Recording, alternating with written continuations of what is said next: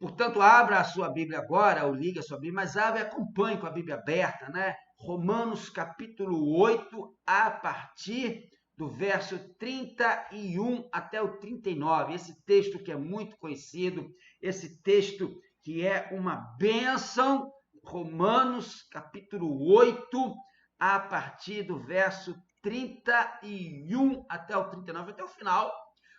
Eu vou ler na Nova Versão Internacional, que é bem parecida com a versão Almeida, nesse ponto aqui, e a versão que eu gosto, né? Você sabe que eu gosto da Nova Versão Internacional, chamada NVI. E vamos pensar justamente sobre isso nessa noite. 5 perguntas para a vitória. Acompanhe comigo a leitura desse texto que é empolgante. Esse texto, para mim, é um dos melhores da Bíblia, um dos mais maravilhosos para mim. Que diremos, pois, diante dessas coisas? Se Deus é por nós, quem será contra nós?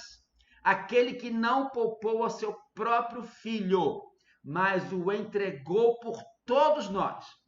Como não nos dará juntamente com ele e de graça todas as coisas? Quem fará acusação contra os escolhidos de Deus? É Deus quem os justifica. Quem os condenará? Foi Cristo Jesus que morreu e mais, que ressuscitou e está à direita de Deus e também intercede por nós. Verso 35. Quem nos separará do amor de Cristo? Será a tribulação, ou a angústia, ou a perseguição, ou fome, ou nudez, ou perigo, ou espada? Como está escrito, por amor de ti enfrentamos a morte todos os dias. Somos considerados como ovelhas destinadas ao matadouro. Mas, em todas estas coisas, somos mais que vencedores por meio daquele que nos amou. Porque estou convencido de que nem a morte, nem vida, nem anjos, nem demônios, nem o presente, nem o futuro, nem quaisquer poderes, nem altura, nem profundidade, nem qualquer outra coisa na criação será capaz de nos separar do amor de Deus que está em Cristo Jesus, o nosso Senhor. Deus abençoe grandemente, profundamente a leitura da sua palavra. Amém? Eu quero começar essa palavra, essa mensagem, contando uma curiosidade para vocês. Embora essa passagem, Romanos 8, de 31 a 39, seja uma das minhas passagens mais queridas, mais amadas, mais recitadas, eu ali, no domingo passado à noite, né, na devocional lá no início do nosso culto, eu até sei de cor essa passagem. Há muito tempo, faz muitos anos mesmo, que eu não prego sobre Romanos 8, 31 a 39. Achou curioso? Sabe por quê? Porque eu vejo esse texto,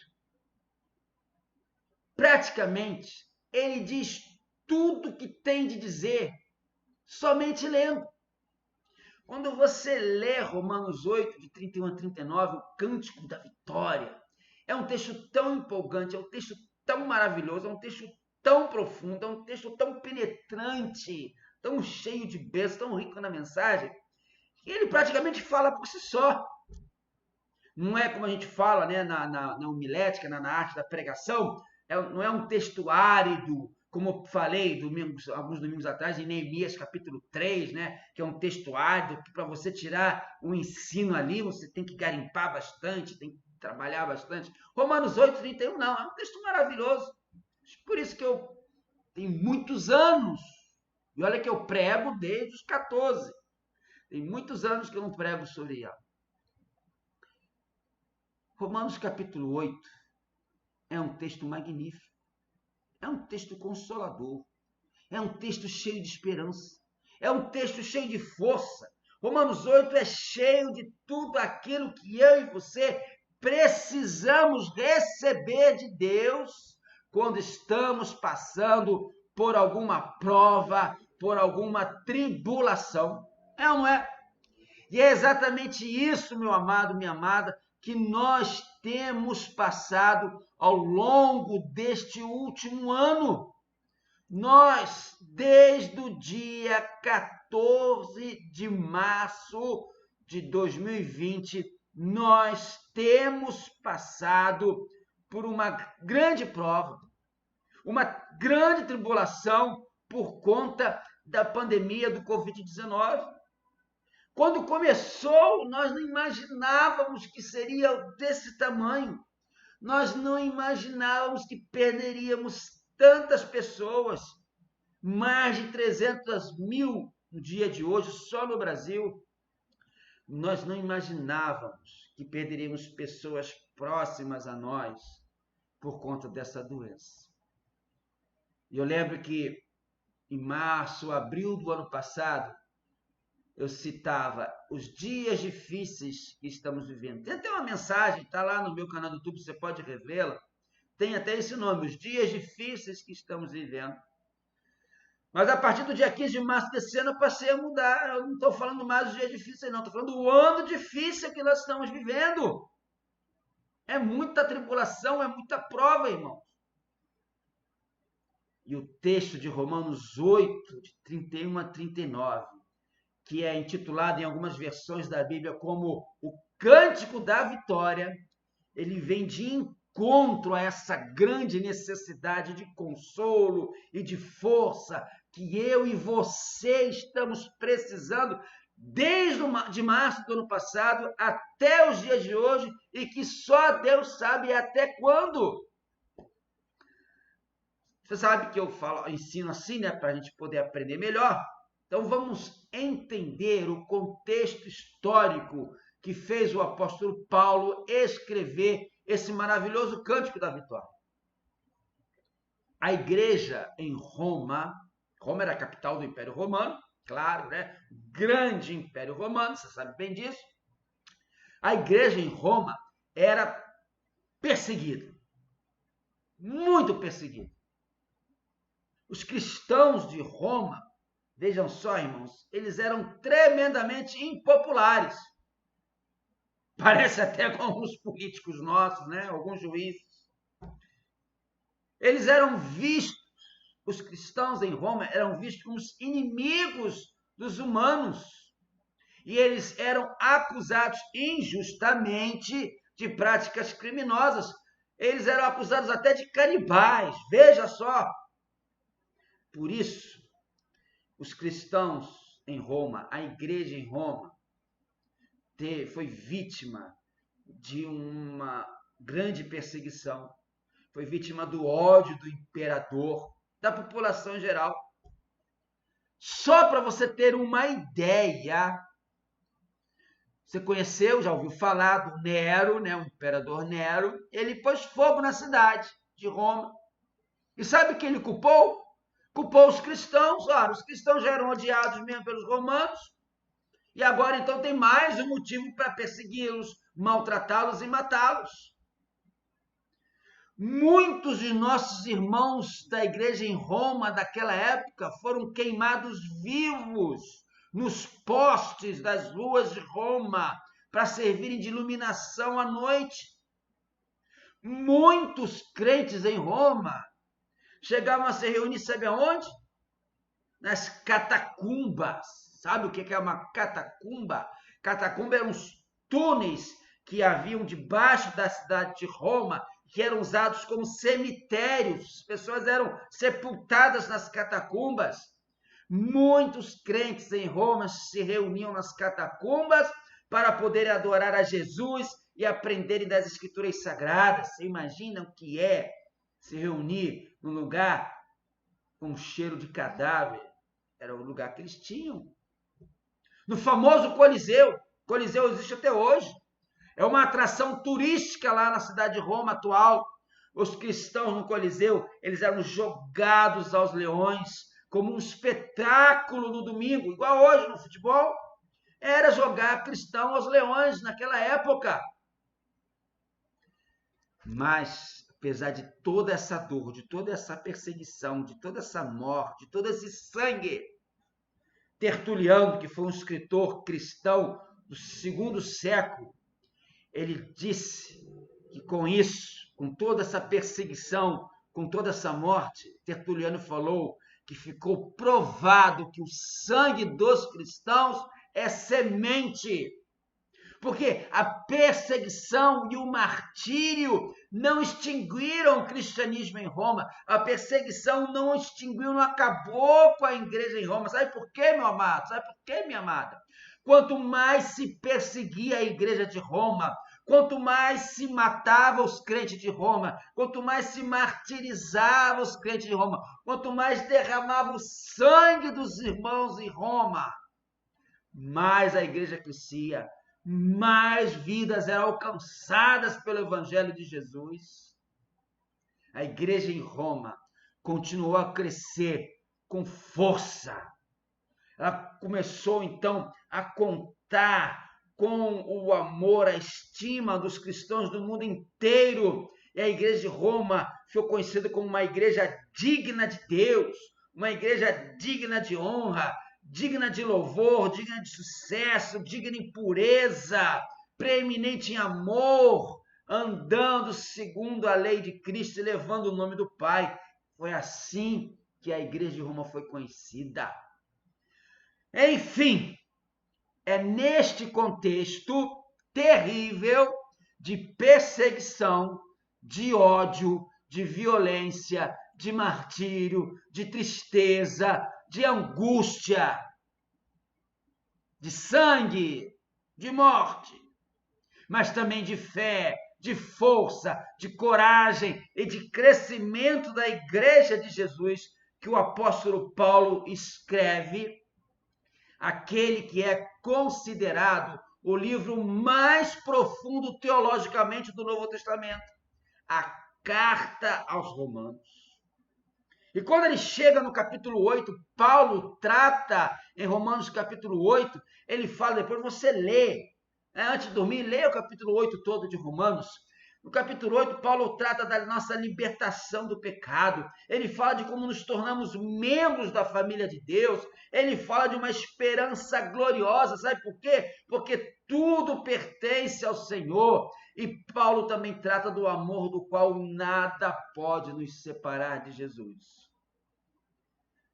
Mas Paulo não poderia terminar essa maravilhosa, essa poderosa exposição sobre a segurança inabalável da salvação que o crente tem, sem compor esse maravilhoso cântico da vitória. E se você reparou, esse cântico da vitória do crente, ele é formado por 5 perguntas. E essas 5 perguntas são a base da nossa mensagem dessa noite. E eu tenho toda a certeza, ela vai te encher de fé, vai te encher de ânimo e de coragem para esse ano difícil que estamos enfrentando e até quando.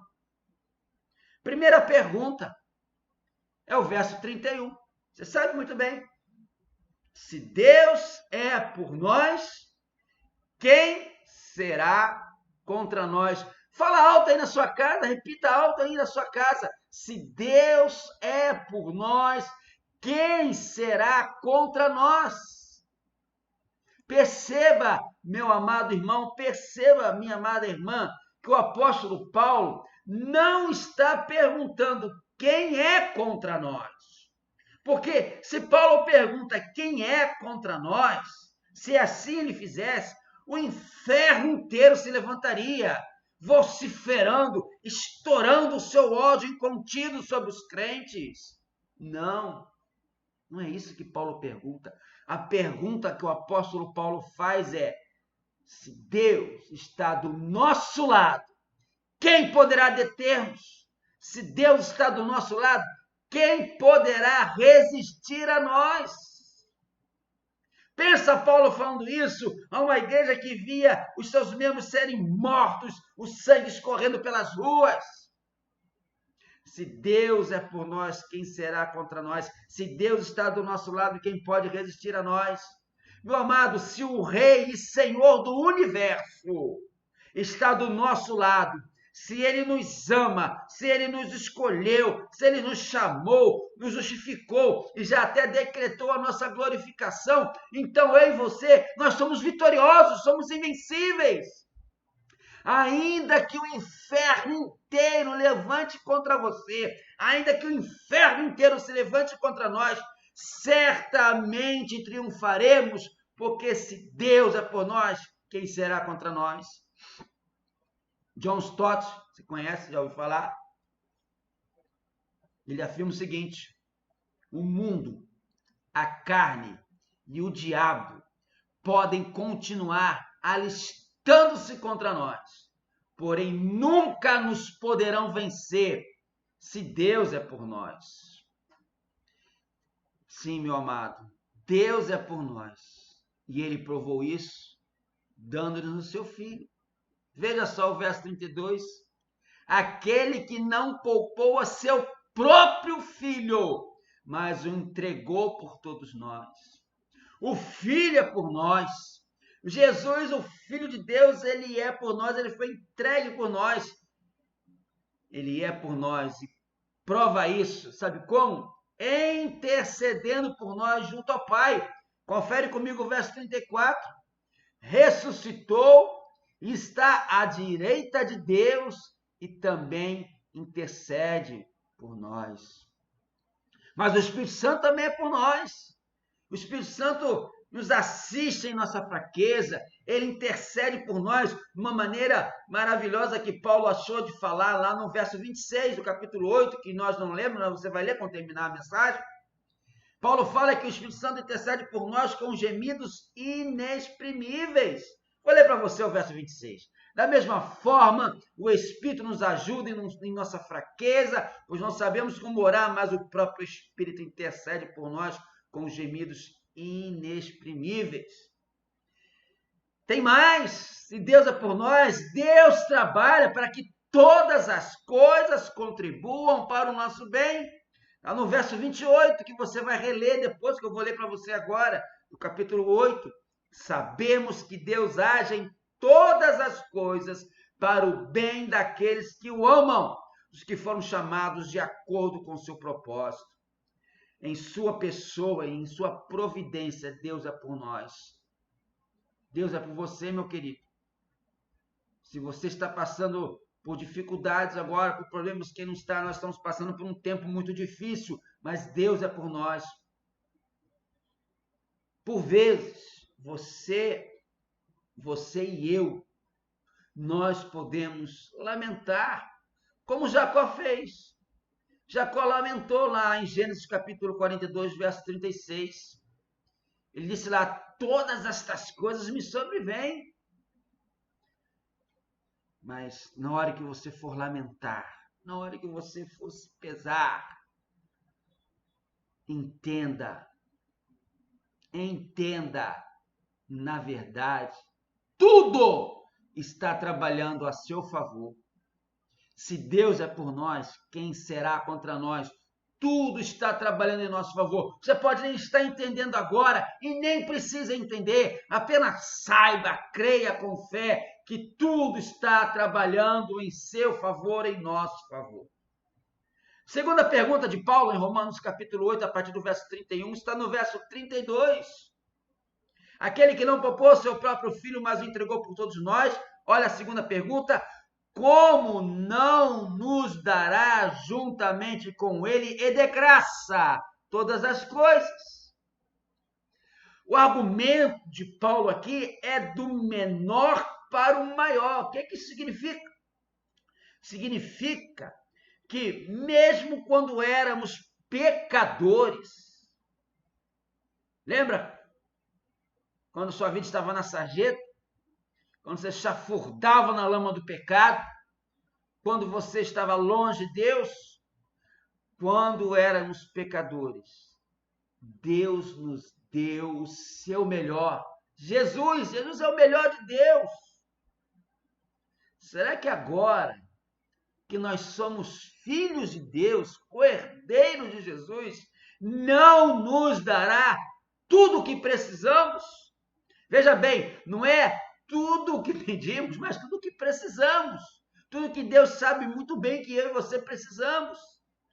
Meu irmão, se Deus nos deu um maior, que é Jesus, certamente nos dará um menor. É isso que Paulo reafirma lá em Filipenses 1,6. Aquele que começou boa obra em vocês vai completá-la até o dia de Cristo Jesus. Perceba, a expressão não poupou é negativa, enquanto a expressão entregou é positiva. Cristo é o dom indizível de Deus e a cruz é o gesto mais profundo do seu amor. Cristo não morreu como mártir. Cristo foi entregue e ele mesmo se entregou. Quem entregou Jesus à morte? Quem foi que entregou Jesus à morte? Não foi Judas por dinheiro, não foi Pilatos por medo, não foram os judeus por inveja, mas foi Deus, o Pai, por amor. Terceira pergunta: quem fará alguma acusação contra os escolhidos de Deus?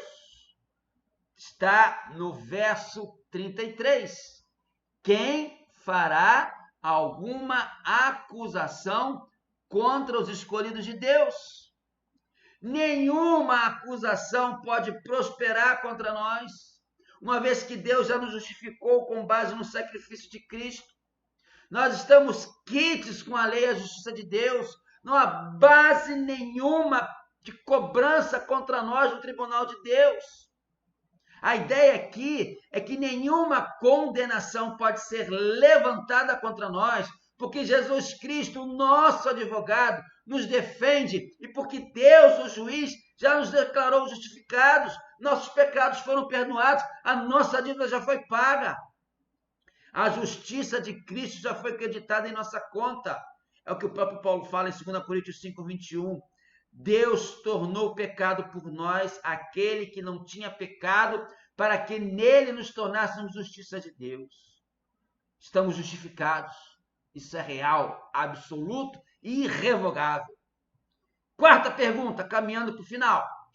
Quem condenará os eleitos de Deus? Capítulo 8, verso 34. Quem os condenará? Foi Cristo Jesus quem morreu e mais que ressuscitou e está à direita de Deus e também intercede por nós. Nosso coração, nossos críticos e todos os demônios do inferno procuram condenar-nos. Porém, essa condenação é sem efeito por 4 razões. Primeira razão, a morte vicária de Cristo. Foi Jesus Cristo que morreu, está no verso 34. Cristo morreu por nós, em nosso lugar, em nosso favor. Cristo sofreu o castigo que deveria cair sobre nós. Cristo bebeu sozinho o cálice amargo da ira de Deus que nós deveríamos beber. Cristo sofreu o duro golpe da lei que nós deveríamos ter suportado. Jesus morreu a nossa morte. A segunda razão é a ressurreição de Cristo. O verso 34 nos diz: foi Cristo Jesus que morreu e mais, que ressuscitou. A morte não pode segurar o nosso Salvador Jesus na sepultura. Cristo triunfou sobre a morte, arrancou o seu ferrão, arrancou o seu aguilhão. Jesus venceu a morte, ressuscitou dentre os mortos para a nossa justificação. A morte foi destronada, vencida. A ressurreição de Cristo é a garantia e o modelo da nossa ressurreição. A terceira razão, o governo de Cristo, ele está à direita de Deus. Jesus está à direita, é uma posição de exaltação, de governo. Isso significa que Deus Pai aceitou a obra de Jesus e exaltou Jesus de sobremaneira, colocando acima de todo principado, de toda potestade. Quarta razão, a intercessão de Cristo. O verso 34 também diz isso. Também intercede por nós. A intercessão de Cristo tem absoluta eficácia. Ele é o nosso intercessor legal, representa-nos diante do trono de Deus de tal maneira que não precisamos representar nós mesmos. Finalmente, a quinta e última pergunta, que vai dos versos 35 a 39. Quem nos separará do amor de Cristo? Paulo responde a esta grande pergunta de quem nos separará do amor de Cristo com uma outra pergunta. Será a tribulação, ou a angústia, ou a perseguição, ou fome, ou nudez, ou perigo, ou a espada? O argumento do apóstolo é que nenhum problema, nenhuma situação, nenhuma adversidade, nenhum acontecimento, nenhum ser humano, ou mesmo anjo pode nos separar do amor de Cristo. Ao contrário, em todas essas coisas, veja só que o Paulo fala, somos mais que vencedores. Essa frase, essa expressão, mais do que vencedores, no original do Novo Testamento, no grego, é uma palavra só e significa hipervencedores. Somos hipervencedores. É mais ou menos como meu filho costumava falar quando ele era criança. Super, hiper, mega, blaster, ultra, totalmente vencedor. E você quer saber qual é a maior vitória? A maior vitória não é o emprego dos sonhos, não é a compra da casa própria, não é a formatura da faculdade, não é uma viagem ao exterior, nem tampouco ser pai ou ser mãe, não. A maior vitória que qualquer pessoa pode conseguir, a maior vitória é vencer a si mesmo. Realizar esses sonhos, conseguir tudo isso que eu citei aí, isso é muito legítimo, mas isso é apenas ser vencedor. Agora, vencer a si mesmo, isso sim é ser mais do que vencedor. Vencer a si mesmo é ser um hipervencedor. Vencer a si mesmo é ser super, hiper, mega, blaster, ultra, totalmente vencedor. Sabe por quê? Porque os nossos inimigos internos são mais poderosos que os externos. Derrotá-los é um grande desafio para os filhos de Deus. De nada adianta vencer todo mundo ao redor, conquistar grandes objetivos e não vencer o mundo que existe dentro de nós mesmos.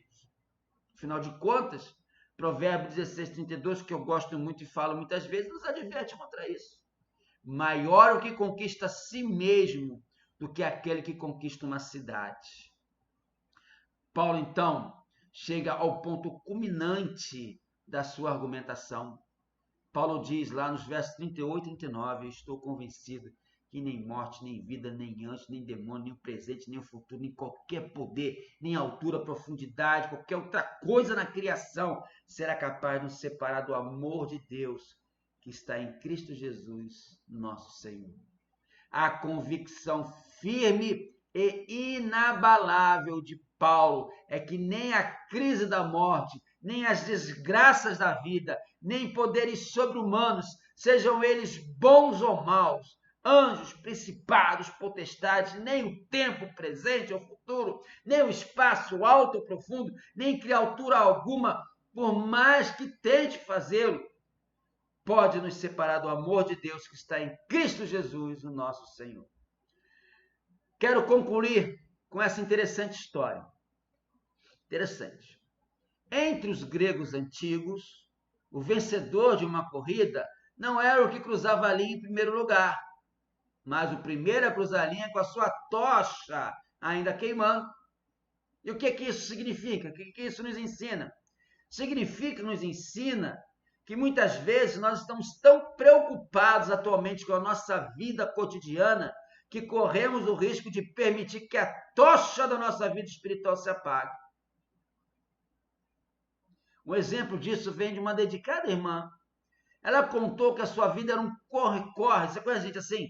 A vida era um corre-corre frequente e que ela se viu na iminência de perder o seu relacionamento espiritual com Deus. Ela quase perdeu o seu relacionamento espiritual com Deus por causa do seu corre-corre da sua vida cotidiana. Aí ela afirmou o seguinte, presta atenção, há um perigo real em ocupar-se do que é certo na vida apressada que levamos, manter nossa tocha acesa se torna cada vez mais difícil. E aí, para terminar essa mensagem, eu faço aquela pergunta da famosa série Perguntas que eu posso fazer para você, porque eu sou o seu pastor. Em que você está empregando o seu tempo? Qual tem sido o propósito de toda a sua correria?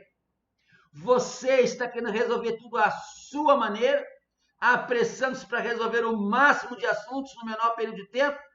Ou está entregando tudo nas mãos de Deus, certo de que Ele tem o tempo exato para cada coisa?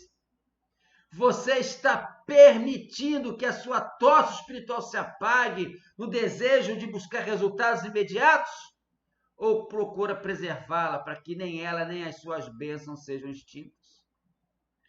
Meu amado, minha amada, quando estamos ligados ao Senhor, no propósito de buscar a sua vontade, mesmo que andemos devagar, podemos crer que chegaremos depressa ao nosso destino. Deus sabe o melhor caminho, a melhor maneira de andar por ele, os momentos de parar e descansar, e tem o troféu transformado em bênçãos nos esperando na linha de chegada. Não há motivos de preocupação com quem chegará primeiro, pois todos que confiam em Deus receberão o troféu preparado para os vencedores. Somos hipervencedores. E você sabe, o vencedor não é o que corre mais, mas o que crê no Senhor. O vencedor é o que vai cruzar a linha de chegada com a faixa de vitória contra o mundo já colocada em seu peito. Perceba, meu amado, que o capítulo 8 de Romanos começa com, abre aspas, nenhuma condenação, fecha aspas, porque estamos em Cristo. E termina com, abre aspas, nenhuma separação, fecha aspas, porque estamos em Cristo. Entre o começo e o fim, há um profundo vale de lutas e conflitos. Contudo, para aquele que está no caminho da salvação com Jesus, há a certeza e a segurança da vitória. Que Deus te abençoe, que Deus seja louvado por tão gloriosa salvação e por tão bendita vitória. Que Deus te abençoe. Amém.